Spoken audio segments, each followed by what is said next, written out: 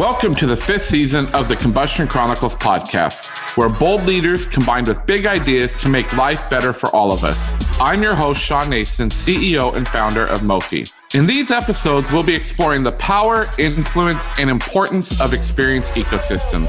To do that, we're bringing together the most unique and influential experience experts in the world for honest conversations about not being okay with the status quo, leading with heart, and getting real about heart sets and mindsets. In case you're wondering, an experience ecosystem is the web of people, touch points, and interactions that combine to create all of the positive and negative experiences we have in the world. When an organization wants to improve customer experience, they're wasting their time if they're not willing to engage and humanize their entire experience ecosystem. It's time to blow up some silos and ignite an experience revolution by putting people first. On this episode, we have Shep Hyken, who is a customer service and experience expert, award-winning keynote speaker, and New York Times and Wall Street Journal best-selling author. As the Chief Amazement Officer, and yes, that's his real title for Shepherd Presentations, he helps his clients create amazing experiences that get their customers, clients, guests, patients, members, etc., to come back again and again. His article is widely published, and he has been inducted into the National Speakers Association's Hall of Fame for his achievements as a professional keynote speaker. And Shep's new book, I'll Be Back, How to Get Customers to Come Back Again and Again, was released yesterday. We have a lot to learn from him today, and we are thrilled he is here. Welcome, Shep. Hey, I am excited to be here. Thank you so much for having me. Yeah, Shep, you know, there are some godfathers in the experience world, and I think you're one of those that the whole industry looks to. I have to know, though, just a fun thing, your book, I'll Be Back. Can you tell me what is the tie-in to Arnold Schwarzenegger and the Terminator with that? By the way, when you just said, I'll be back, you kind of said it like he said it. It's hard not to say, I'll be back. That's right. Well, when I started to write the book, I wasn't thinking about the Terminator or Arnold Schwarzenegger. What happened is several years ago, I did a speech for somebody, and he talked about how we're constantly measuring our net promoter scores and our customer satisfaction scores. And we got into a really interesting discussion. I said, you know what we learn when we measure that, when we use those surveys is we measure history. It is history. They were here yesterday. They were here last week. And we need to know if they were happy or not. But what I'd like to know is, even if they're happy, are they coming back? How can we measure behavior? And that was just like always in the back of my mind. And then had an opportunity to expand on, some articles that I'd written. I thought, you know what, it's time to write another book. I'm going to title it, I'll Be Back, How to Get Customers to Come Back Again and Again. And then I thought, oh man, Arnold Schwarzenegger, he would be the perfect guy to write the foreword. Well, he hasn't written the foreword, and I've tried to even get an endorsement from him. And maybe he's going to listen to this show and he's going to say, darn, I wish I would have done it. Well, we could have a second printing if you're listening, Arnold. But that's right. But I did play off of that a little bit because it is fun, and I like to have fun. And if you go to the I'llBeBackBook.com website, I'llBeBackBook.com, there's a video trailer, like a movie trailer. And I have my sunglasses on, and I kind of look a little Terminator-like. And every time I'm unhappy with the business, I go, relationship terminated. And then there's this big explosion, and we go on to the next business. And eventually, I love the experience that I had at this pharmacy where I walked in, and the pharmacist says, oh, we've been expecting you. And he hands me my bag, and I turn around and say, great service. I'll be back. I love it. I always have foundational concepts, but I put a lot of new information, especially because we're getting into the digital era, and you can't really digitize or use technology to truly build a relationship unless you're Amazon or one of the few other companies that have figured out how to do that. But you can use it to augment, supplement, and support that relationship. I love that. The book's amazing, and I hope every listener goes out and reads it. So I want to talk a bit about your message and your approach to customer experience, and actually to what we call the experience ecosystem, Shep, because I think you have such a phenomenal approach to it.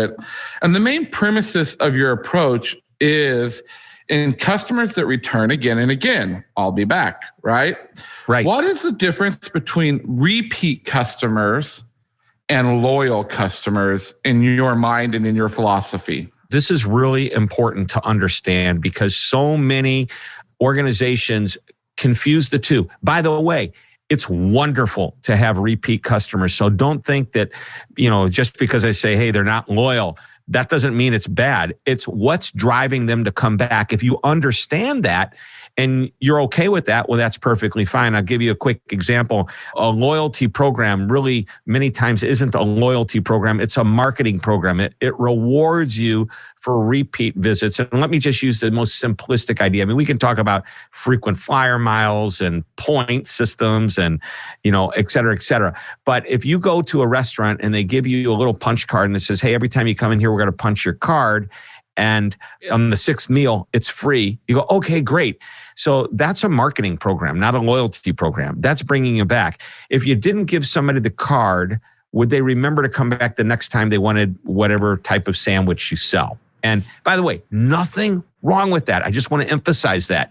That's great because we want to have customers coming back and we need sometimes to give them incentives to do so. And if we were to take away that incentive though, would they still come back? And that's how you know you have customer loyalty. See, typically loyalty is built on something beyond the process, beyond just the product. It's the experience and it's a little bit of an emotional connection. I love doing business with them. Well, the love word is an emotional word. So why? They're always so friendly. Okay, friendly is kind of tied to a perception and they make me feel good because they're friendly. That's really important. And I'd even drive, 2 miles past their competitor to go to them because that's how nice they are to me. So you've created this emotional connection that drives the loyalty. What won't drive true loyalty is just giving somebody a free meal every 6 or 10 times they show up. Make sense? I relate that back to my loyalty and my emotional relationship with Chick-fil-A. I love them. I have a bad emotional connection, but opening up my iPhone right now and everyone's got their app and it just clicked to me about what that whole connection between loyalty and return. Because in my rewards in Chick-fil-A right now, I have 44,921 points. That's a lot of points. How many sandwiches can you get with that? I think it's about 1,500 points a sandwich. So you can figure that out right there, right? Mm-hmm. Pretty fast. But I don't even worry about redeeming those points. I actually have a niece who will text me every once in a while and be like, hey, Uncle Shawn, can you send me some sandwiches? Because I send them.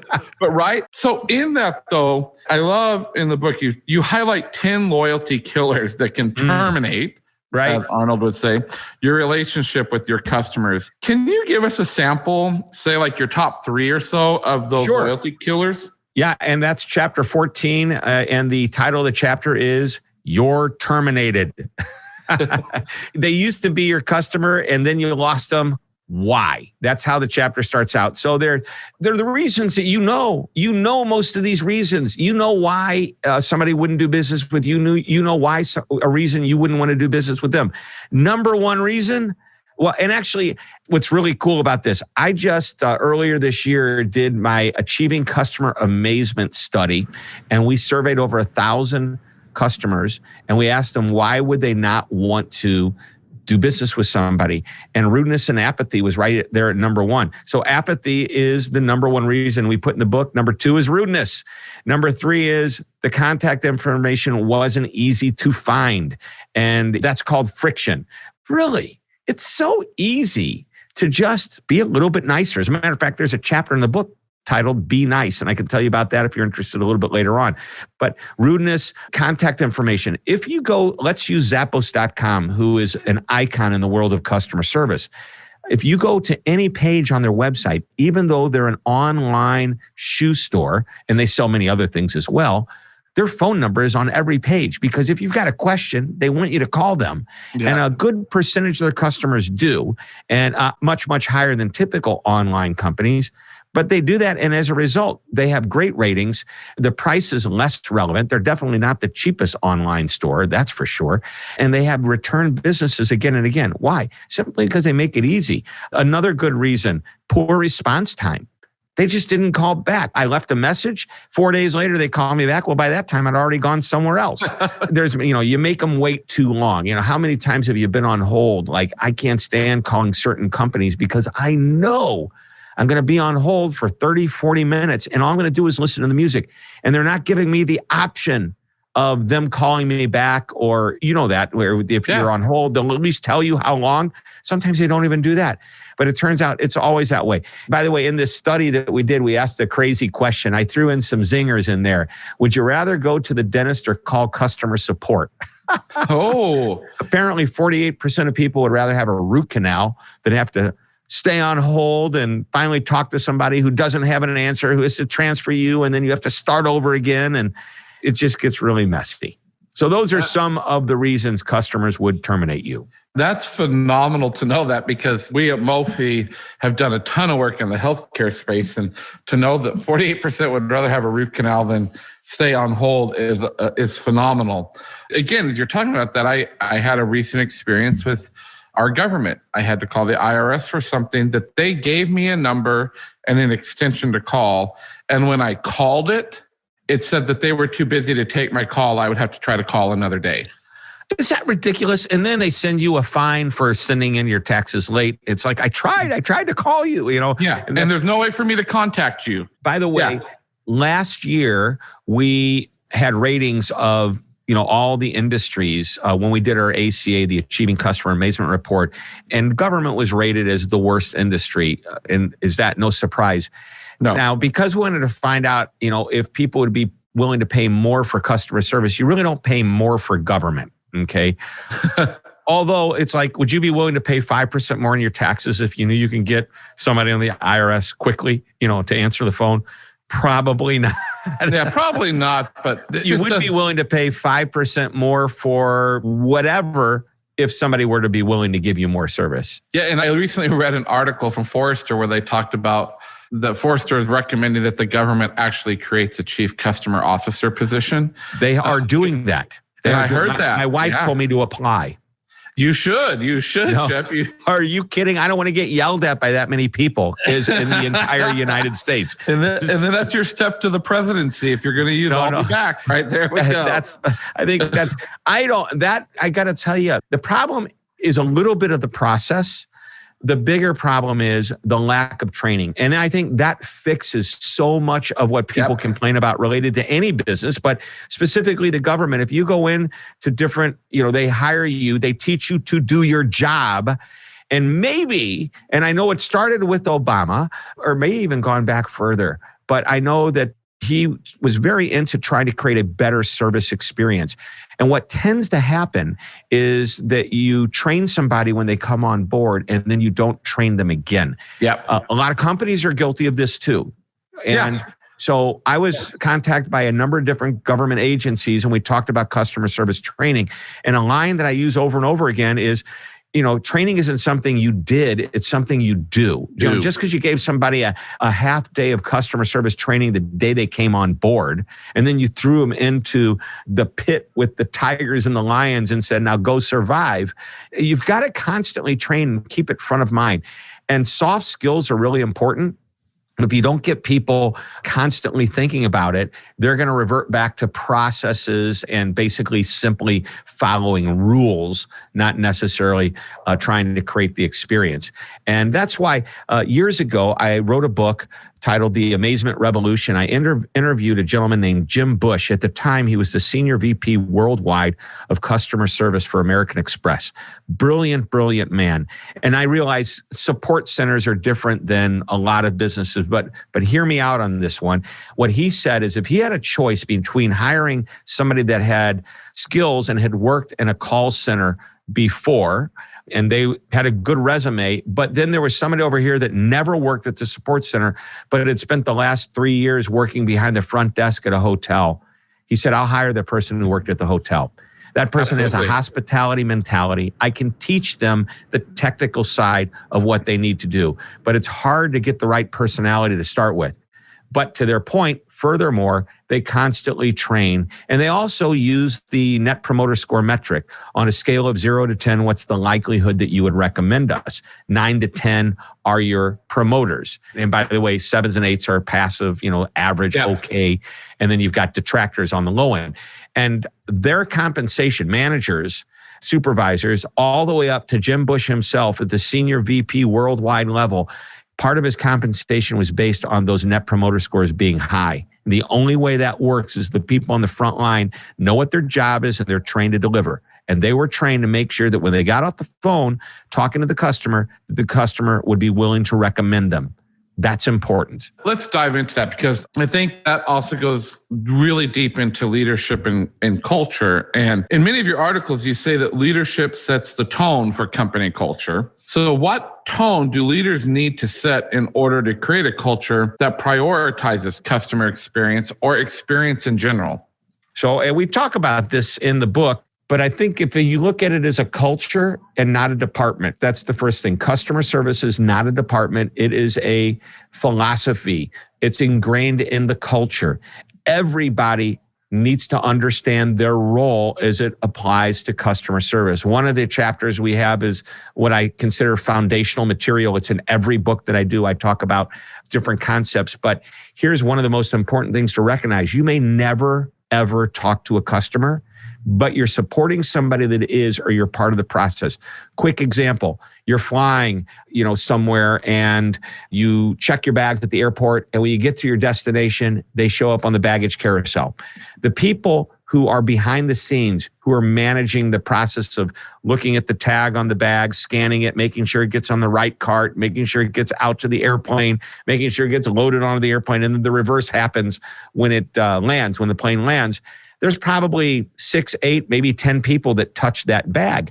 None of them ever see the customer, ever. Yeah. But if they fail, they're failing the customer. And by the way, there's a second customer that this person has who works downstairs in the baggage area.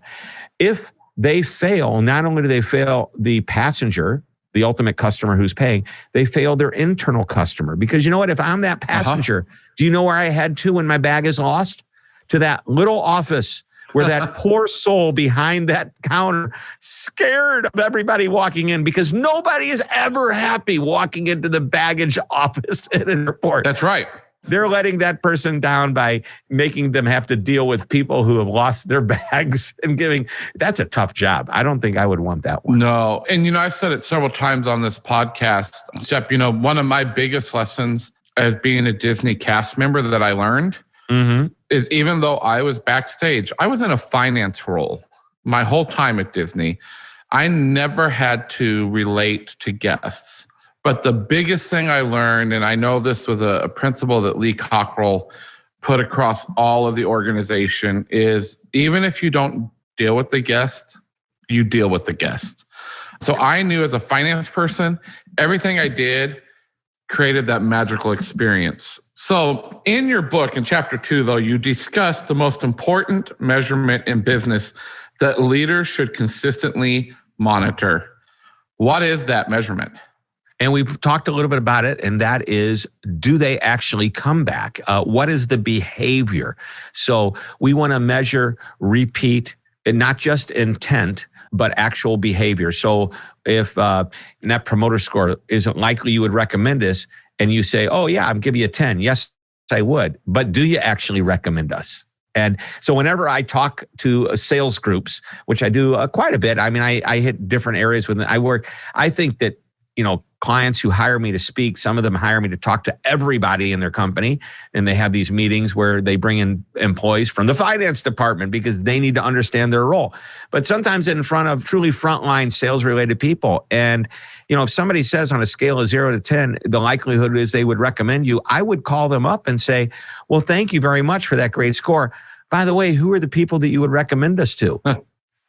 Why not ask? And why not? Oh, your brother needs a new car. Well, great. Can I have their number? Would it be okay? Would you recommend or would you connect us? And so I want to measure behavior. And that's why does the customer come back is an important measurement to look at. Not just the fact that they were happy, which, by the way, implies that they might come back And if you had a lot of survey data that said you're doing a lousy job, customers aren't happy, they aren't happy with their employees, it's inconvenient, et cetera, you can understand why they wouldn't come back. And if they give you raving scores, you understand why they do. But once they're there and you recognize the behavior, know that number one, customers who come back again and again, not only are they less expensive to manage as far as acquisition because you've already acquired them the first time, now you're just in maintenance mode. But number two, they spend more money typically than a one-time or a minimal number of time type of customer would spend. Important to know. Huge for people to understand. I remember in 2019 when I'm no longer work for Disney, obviously, but when Disney raised their prices on tickets to help manage crowd control, that didn't really work. And what my wife said to me is, well, you better take on another client to afford our Disney bill. So, right, like it didn't matter what the cost is, because we're going to probably spend more money there and it's less cost for them. So I love that. Can we talk about that though for a moment? Yeah. Raising prices is never a happy moment for the customer or the guest at a Disney theme park or any business for that matter. However, Disney did it for the right reason. They said, we're losing control of the guest experience. So we need to raise prices so that not as many people will come, which is a shame that not as many people will come. Maybe it's a financial situation. But at the same time, if there were so many people and it was so crowded, people would say, I'm never going to come back. That was just terrible. I had to wait an hour and a half for every ride. It was so crowded just to get a snow cone for my kid. I had to wait 45 minutes. That's not a pleasant experience. And in order to deliver experiences that our customers love, sometimes it costs a little bit more money. And here's the cool thing. Customers will pay more for a better experience. We ask them, would you pay more for a convenient experience? Would you pay more for a personalized experience? Would you simply be willing to pay more for a better experience? And we got to the point where we're asking them specifically in travel and hospitality, how much more would you be willing to spend for an amazing experience versus an okay experience? And I think it's accurate data because we were looking at over 1,000 consumers and asking them this question. And the gurus say once you get past 600, your margin of error is pretty small. But the service experience makes price less relevant. It's that simple. And raising the price for the right reason to create that better experience is a very good reason. Right on. I love that, Shep. At Mophie, we have a belief statement that says, experience can be a powerful competitive advantage, but only if your entire experience ecosystem engages the right mindsets and heart sets. So how can every company be competitive on experience, especially smaller ones or startups? I'm going to give you out of chapter 15 from the book, which is the final chapter. It's titled Where the Rubber Hits the Road. And I go through this process of creating the I'll be back customer. And that is this. And I'll just take you through the steps. Number one, get a group of people together. You got your leadership team, get people from the front line, get people from the finance department and have a small group together. And by the way, if you're a tiny business that has 4 people, 3 people, then bring them all together. It's that easy. But what you want is people from different parts of the company so they feel they have a part in what's going on. But here's what I want everybody to do. Ask themselves and answer the question, why would someone do business with us? Like in us instead of the competitor? And give me good answers or give yourselves good answers. I won't be there. The answers like, oh, we are really good at customer service are the same answers your competition will give. Is there something that truly makes you unique and different? There may not be, but look for it. If there is, you need to know it. You need to exploit it. Number 2, ask about your competition. What is the competition doing that would make a customer want to do business with them instead of us?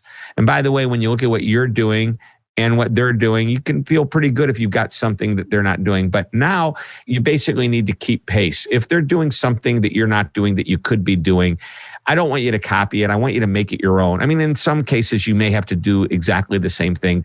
So the next step is to take a look at companies outside of your industry. Who are the companies that you love to do business with? Any type of company, big or small. It could be Amazon, Disney. It could be the shoe repair store down the street. It could be, if you're in manufacturing, maybe there's this inside sales rep at one of your vendors that is just so amazing. Write down these companies you love and the reasons you love doing business with them. Is it a process? Is it lower friction and better convenience? Is it a person? You write these down, and then the next step is, what are they doing that you could be doing? And by the way, read between the lines. Example, when somebody, Amazon almost always comes up on these lists. Why do you like Amazon? Well, they're easy. Well, tell me more. Okay, easy. Give me specifics. Well, I love that when I place my order, I immediately get an email that says your order's been placed. And a few hours later, they tell me the order's been shipped and there's tracking information so I can see it, where it is in the process. And then when they finally drop it off, then now they send me a picture of it sitting at my doorstep. And maybe we're not the kind of company that mails things out, but you know what I read between the lines on that when I say, you know what the customer loves about that? It's not the actual email. It's the fact you're giving them information. Customers love information. Are we giving our customers as much information as they can be getting as they do business with us? So that step 5 is, what are they doing that we could be doing? And let's start to figure out what we can implement. And finally, step 6 is going back to the original question. Now that we are getting ready to implement, or we have implemented, depending on when you come back and ask the question, why would somebody do business with us? And hopefully you'll have more answers. And that's going to start to set you apart from your competition. I love that. I wrote a lot of notes around that. And we actually talk about in our ecosystem is, we call it marketplace awareness, and being very aware of what the marketplace is happening, your competitors, what's happening outside of that space. Because we've worked in healthcare for a lot of years and done a lot of work there, healthcare is probably the worst industry about looking outside of their own industry, and they wonder why it's still so broken. I just did an interview recently for a group, an industry event for healthcare. And actually, I'm going to go back and look at that because I have an event coming up where I'm speaking to a bunch of administrators at medical systems. I don't know how broken it is. I think what's happened is it's become very competitive. And I think that's good for the patient, because who is their customer. If competition forces everybody to raise their game, and the healthcare systems that don't recognize that are playing really catch up and keep up, and they're way behind. And sometimes that's what you're forced into. When it's hard to get in to see a doctor, when you finally do get in and you sit there and you wait 45 minutes or an hour. Once again, I go back to what we talked about earlier. Would you rather go to the dentist or call customer support? And I think if the dentist puts you into the waiting room for an hour, and then when you came in, you get the idea, then people would say, no, I'd rather go to customer support. Healthcare has a great rating system. I mean, you got your Press Ganey, you've got a couple other programs out there that rate your medical center, your clinic, your urgent care on how well you're doing from the patient standpoint. Working 10 years in that space, those are what I would say okay systems, because once again, Press Ganey, even what HCAHPS and CSATs and all of that is always looking in the rearview mirror. And it's 90 days typically in the rearview mirror. And I've also been put on record as saying that I don't also love NPS because of the same reason. Okay, so I've got to ask you then, because you said the amenity wars. What's going on there? Well, basically, I mean, it applies to any business, but the amenity wars started with hotels, hotel amenities. And some really savvy hotelier, owner of a hotel said, you know what we're going to do? We're going to give everybody a newspaper. And why don't we ask them if they want a newspaper? And when they wake up in the morning, it'll be sitting at their doorstep. And they gave away newspapers. And then somebody across the street said, hey, the hotel across the street is giving away newspapers. We should do that too. And then no longer is it a special amenity. Hey, I got an idea. Let's put a mint on a pillow, a little piece of chocolate on the pillow. And somebody did that. Oh, that's a great idea. And it got out, and all of a sudden, everybody else started doing it. And so it created an amenity war. And that's what has happened in business. When we did our Achieving Customer Amazement study, we asked people, what are your basic expectations? And they wanted somebody that's nice, and they wanted somebody that's knowledgeable, and they wanted an easy way to get, if they needed help, talk to somebody. All those were there. And we asked them to rate from very important, important, not that important, really not important, don't even care about it, whatever the 5 steps were. And if you looked at what was rated important and very important, for example, convenience was second to last. and personalization was last. I'm like, wait a minute, these are really important. I asked them later on in the survey, would you be willing to pay more for convenience? And like 70+% of the people said, yes, I would. But how can it be so far down on the list? Here's why. Table stakes are that you're friendly and you're knowledgeable.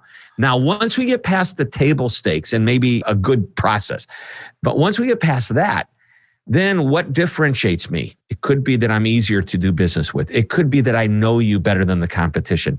Those become differentiators. But recognize those differentiators, if you look at the amenity wars, eventually will become trends and then they'll become expectations. If I don't get that newspaper offer or know I can pick up a newspaper at least at the front desk, I might be disappointed at that hotel. Wow, that's a great way to look at it. Do you have a sense of how much money is being lost every year on poor customer service experiences? Well, I do, not in the last couple of years. Things have changed so dramatically with the pandemic, but I will tell you about 3 years ago, I was throwing out a stat that approximately $75 billion was lost due to poor customer service. Now think about that. People left a company and chose to spend money elsewhere. But here's the good news, okay? If $75 billion was lost to the bad companies, good companies gained $75 billion worth of business. Yeah. Well, Shep, we've come to this point in the podcast. We do this thing called the combustion questions. Answer them, what comes to the top of your head. But are you ready for your combustion questions? I'm ready. I have no idea what this is. But I mean, you mentioned, be careful, they're going to be coming. Here we go. I've braced myself. That's right. So combustion question number 1. If magic was real, what spell would you try to learn first? Wow. The ability to transport myself instantly to other places. Where to? Oh, if I can, beam me up, Scotty. I mean... You're gonna go with Jeff Bezos to the moon. So right. But I mean, it's like if I can get from here to Orlando in the blink of an eye, that's pretty cool. I mean, I've thought, do I want to fly? Do I want to be invisible? Then maybe being invisible wouldn't be a bad one either. I can then listen in on things I need to hear. I love it. All right, combustion question number 2. What's your favorite dinosaur? I'm going to go with the Brontosaurus because they're just nice. So they're the head of the customer service team. So isn't the Brontosaurus the big one that eats leaves and, very friendly? Yes. Yeah, I like that one. Okay, here's a hard one for you now. Combustion question number 3. What do you think about pancakes? Love pancakes. And you know what? Don't need the butter, but bring on the syrup. Okay. Now, do you just like plain pancakes or is there like chocolate chip pancakes? What is it? You know what? If what you're known for is your plain pancake, bring it on. If you're famous for the blueberry, banana, chocolate chip, granola combination, I'm all in. Yes, I actually had some lemon blueberry ones this morning. Ooh. So, Shep, thank you again so much. We're going to take the last 30 seconds to a minute and let our listeners know where to find your new book, where to follow you. Tell them all where you're at. Well, the book, you can go to Amazon.com. We already told you the I'llBeBackBook.com. But if you want to just hang out with me, just go to Hyken.com, Hyken. And I post articles every single week. So sign up for you're going to either sign up for the newsletter or to get that Achieving Customer Amazement report. I put out lots of content. If you want to follow me on YouTube, go to shep.tv. So that's easy. Just remember my name, Shep. And then if you want to, I have a TV show, Be Amazing or Go Home. It's a fun TV show. You can go to beamazing.tv. So there's lots of places. But you know what? Let's start with go to Amazon, buy the book, and then come hang out with me at Hyken.com. Awesome. You heard it all here. So excited for your book release. Get out there, buy it. I'll be back, right? Thank you again, Shep, and we'll talk to you real soon. Thank you very much. Great to be here. Thank you so much for listening to this episode of the Combustion Chronicles. Let's keep the conversation going by connecting on LinkedIn, Twitter, Instagram, and Facebook. To learn more about the world of experience ecosystems, go to mofi.co, where you'll discover ideas and resources to help you ignite your own experience revolution. Be sure to check out my book, Kiss Your Dragons, Radical Relationships, Bold Heart Sets, and Changing the World, available now at Amazon. Then head over to ShawnNason.com to engage resources, a discussion guide, and information about everything from self-paced training to personal coaching. You can find this episode's recap at ShawnNason.com. We know you lead a busy life, so if you're driving, exercising, or maybe just blowing your own shit up, don't worry. We've already taken the notes for you. Each recap is filled with exclusive guest information, episode themes, quotes, resources, and more. And remember, please subscribe, rate, and review. As always, stay safe and be well.